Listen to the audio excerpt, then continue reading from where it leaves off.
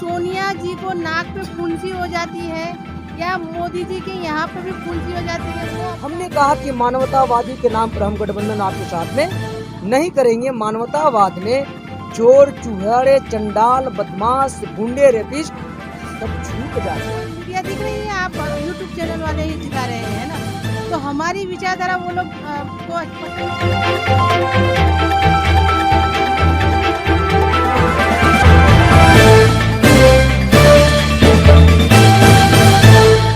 हिंदू मुस्लिम किया और जो है आपके दिलो दिमाग में डर और भय पैदा करने की कोशिश की। इसको खत्म कीजिए और ये सोचिए कि चोर और डकैत यही लोग हैं जो आज सत्ता में बैठे हुए हैं। सारी सरकारी संस्थाओं को बेचा जा रहा है और आपकी नस्लों को गुलाम बनाने की कोशिश की जा रही है। 2022 को शुरू हुआ 21 में 22 में समाप्त होगा।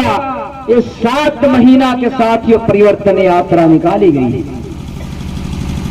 आपके उत्तर प्रदेश में जो प्रतिस्थापित पार्टियां हैं, चाहे मनुवादियों की पार्टी है, चाहे बहुजन समाज के लोगों की पार्टियां हैं, किन्हीं लोगों को समाज के बलबूते पर इतनी लंबी परिवर्तन यात्रा निकालने का कुबत नहीं है।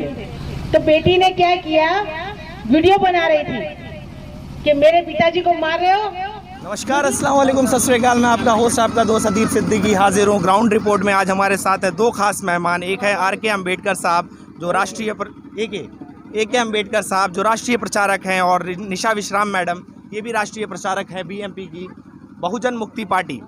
पहला सवाल तो यही करूँगा सर कि जो आप लोगों का देश भर में ये महारैली चल रही है, परिवर्तन रैली, इसका मैसेज क्या है? क्या लोगों में क्या पैगाम देना चाहते हैं? हम इस प्रदेश व्यापी परिवर्तन यात्रा के माध्यम से हम मूल निवासी बहुजन समाज को संदेश देना चाहते हैं। जो बहुजन समाज में अनुसूचित जाति के लोग आते हैं, जनजाति के लोग आते हैं, पिछड़ा अति पिछड़ा लोग आते हैं, और इनसे धर्म परिवर्तित मुस्लिम, सिख, ईसाई, जैन, लिंगायत इत्यादि लोगों को हम इस आज़ाद भारत में हुक्मरान बनाना चाहते हैं, अर्थात शासक बनाना चाहते हैं, जो कि आज तकला किन्हीं राजनीतिक पार्टी लोगों ने इन मूल निवासी बहुजन समाज के लोगों को इस देश के हुक्मरान नहीं बना सकी। हम हुक्मरान बनाने के लिए यह प्रदेश व्यापी परिवर्तन यात्रा निकाला है और हमने बहुजन मुक्ति पार्टी का निर्माण किया। सर, ये बात अगर कही जाए, जैसे SC ST की बात करते हैं तो बहुजन समाजवादी पार्टी, आज़ाद समाजवादी पार्टी, चंद्रशेखर रावण भी अपने आप को खुद बढ़ चढ़ कर बताते हैं दलितों का हितैषी। मुसलमानों की बात करो तो असद ओवैसी साहब हैं।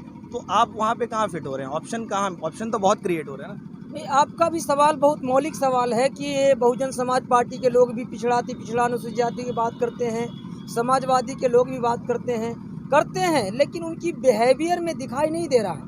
बिहेवियर की मतलब होता है साथियों कि व्यवहार में दिखाई देना चाहिए था। उत्तर प्रदेश में पिछड़ा वर्ग अति पिछड़ा मिलाकर 44% है। तो मायावती जी को और अखिलेश यादव जी को पिछड़ा वर्ग सम्मेलन करना चाहिए था। वो पिछड़ा वर्ग सम्मेलन नहीं करके अभी ब्राह्मण सम्मेलन में लगे हैं, प्रबुद्ध सम्मेलन में लगे हैं। अनुसूचित जाति की जनसंख्या उत्तर प्रदेश में 24% है, तो अनुसूचित जाति की सम्मेलन होनी चाहिए थी। मायावती जी ब्राह्मण सम्मेलन में लगे हुए हैं। मुसलमानों की समस्या यहाँ, मुसलमानों की जनसंख्या यहाँ 20% है।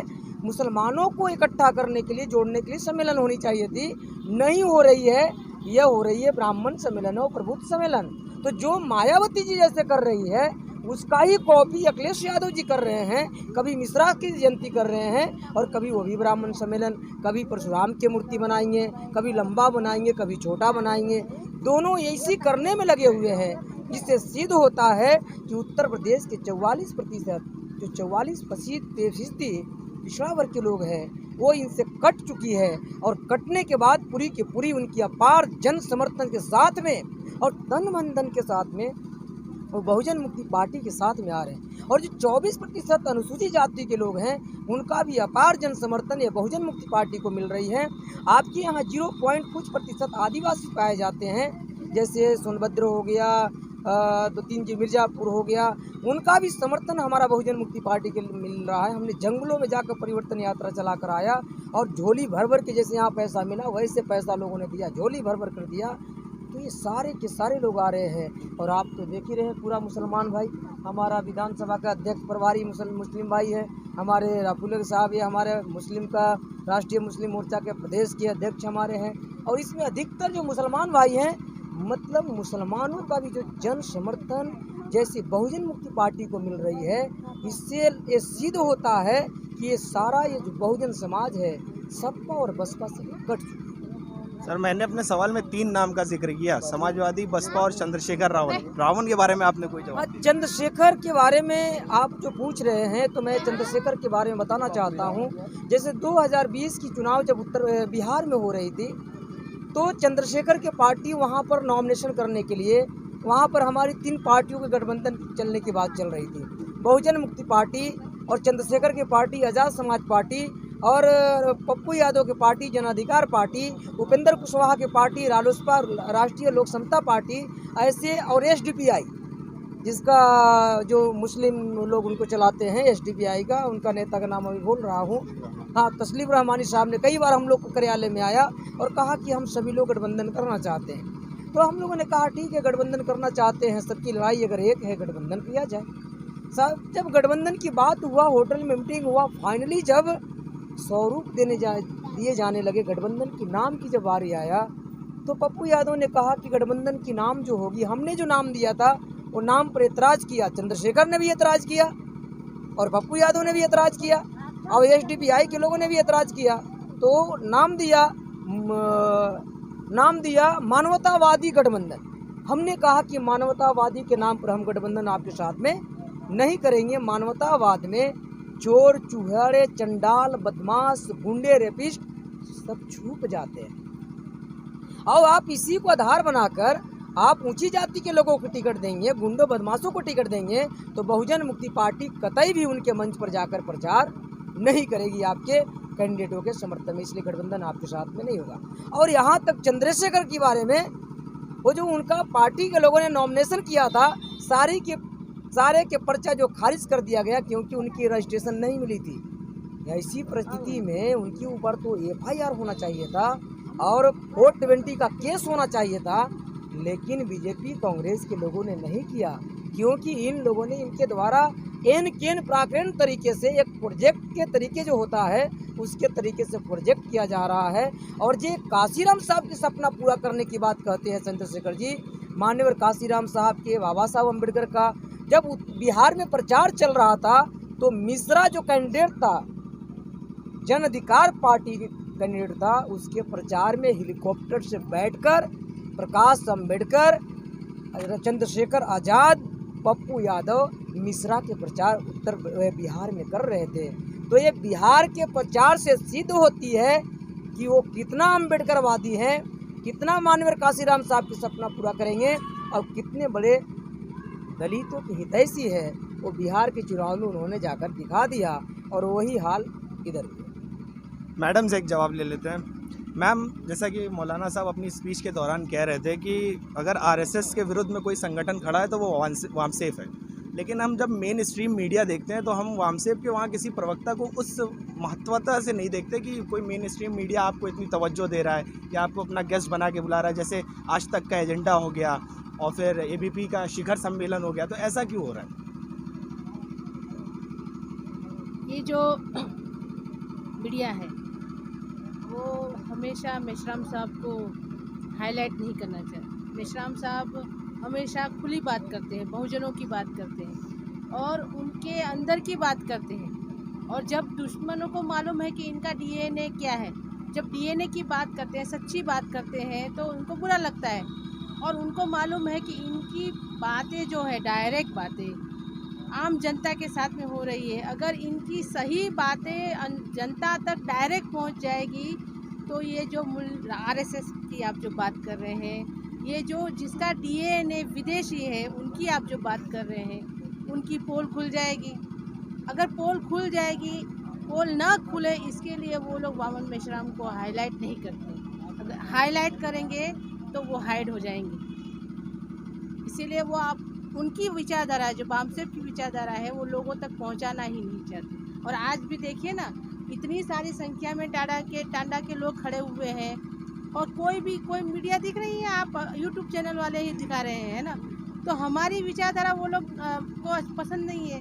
अगर ऐसा होता, अरे सोनिया जी को नाक पे फुंसी हो जाती है या मोदी जी के यहाँ पे भी फुंसी हो जाती है, वो अपना अमिताभ बच्चन कोरोना के अंदर उसको लैट्रिन हुई थी, लैट्रिन हो रही है कि नहीं हो रही, उसका न्यूज़ ये अपनी क्या बोलते हैं आज तक वाली दिखाती है।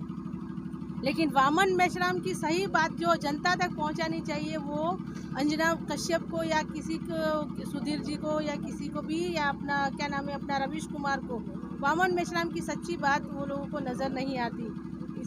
सच्ची बात लोगों तक ना पहुंचे इसीलिए वो लोग हमको आके छुपाने के लिए हम लोग हाईलाइट नहीं करते। नहीं तो बीएमपी का अगर इस तरह से प्रचार प्रसार जो हो रहा है, अगर एक मीडिया अगर सच्ची बाप की औलाद है, अगर सच्ची बाप की औलाद है एक मीडिया, कोई भी नेशनल लेवल की मीडिया, तो हमारा ये 2022 के अंदर हमारा उत्तर प्रदेश में हमारा शासन होगा। उनको इतना डर है कि कहीं हम लोग प्रचार प्रसार करेंगे इनका मीडिया वाले तो उनकी सत्ता आ सकती है, ये डर के कारण वो लोग हमको हाईलाइट नहीं करते। चलिए आखिरी सवाल कर लेता हूँ सर, जो अभी तक परिवर्तन रैली आप लोग ने प्रदेश में घूमी है या घूम रहे हैं, तो क्या आपको ऐसा लगता है कि ज़मीनी संगठन इतना मजबूत हो गया कि भाजपा जो विश्व की सबसे बड़ी पार्टी है उसको आप डिफीट कर सकते हैं? भाजपा को समाप्त करना, ये जो हमने चक्रव्यूह बनाया है, ईवीएम मशीन होने की वजह से जिंदा है। जैसे ही इलेक्ट्रॉनिक वोटिंग मशीन को हम लोगों ने ध्वस्त किया, एक ग्राम पंचायत का प्रधान भी ये जिताने लायक नहीं हो सकते। और हमने यही चक्रव्यूह और हमने योजना बनाया है। हमारे कार्यकर्ता योजनाबद्ध तरीके से बूथ कमेटी, सेक्टर कमेटी बनाने में लगे हैं और इनके चक्रव्यूह को तोड़ने के लिए 3 बड़ी बड़ी रैलियां हम लोग कर रहे हैं। पहली रैली 30 सितंबर को इटावा में, जहां अखिलेश यादव जी की गढ़ है, वहां पर होगी। और ये बहुजन मुक्ति पार्टी के समर्थन में 2 सामाजिक नेता आ रहे हैं। एक का नाम है आदरणीय वामन मेश्राम साहब, जिनका नाम आप लोगों ने सुना होगा, मैं भी सुनते रहता हूं। और एक हैं सामाजिक जो मुसलमानों की काफ़ी रहनुमाई करते रहते हैं, हज़रत मौलाना सज्जाद नोमानी। ये दोनों समर्थन में आ रहे हैं 30 सितंबर को इटावा में। दूसरी हो रही है रैला हो रही है आजमगढ़ में 5 अक्टूबर को बीएमपी के समर्थन में। मतलब बड़े बड़े संगठनाएं जो हमारे समर्थन में आ रहे हैं, हमने नहीं कहा उनको, वो हमारे यात्रा को देखकर उनको ऐसे यकीन हो रहा है कि 22 के चुनाव में लगती है कि बहुजन मुक्ति पार्टी सरकार बना सकती है, तो क्यों ना हम इनके समर्थन करें। तो हज़रत मौलाना सज्जाद नोमानी और वामन मेश्राम साहब ने हमें समर्थन किया। 5 अक्टूबर को हम करेंगे, आजमगढ़ में रैला करेंगे, 5 लाख लोगों को इकट्ठा करेंगे। और आखिरी तीसरी रैली हमारी होने जा रही है लखनऊ में, 10 लाख लोगों की संख्या में रामाबाई अंबेडकर पार्क में करेंगे मान्यवर काशीराम साहब के स्मृति दिवस पर। और वो 3 रैली ही उत्तर प्रदेश के राजनीतिक इतिहास बदल डालेगी। न रहेंगे कांग्रेस के लोग, न रहेंगे बीजेपी के लोग, और जो बहुजन समाज में दलाल पैदा लिए हैं वो भी सारे सफाया हो जाएंगे। तो ये थे हमारे साथ ए.के. अम्बेडकर और निशा विश्राम, दोनों राष्ट्रीय प्रचारक हैं बीएमपी के, और मैं था अदीप सिद्दीकी। आप देख रहे थे एजिस न्यूज़। धन्यवाद।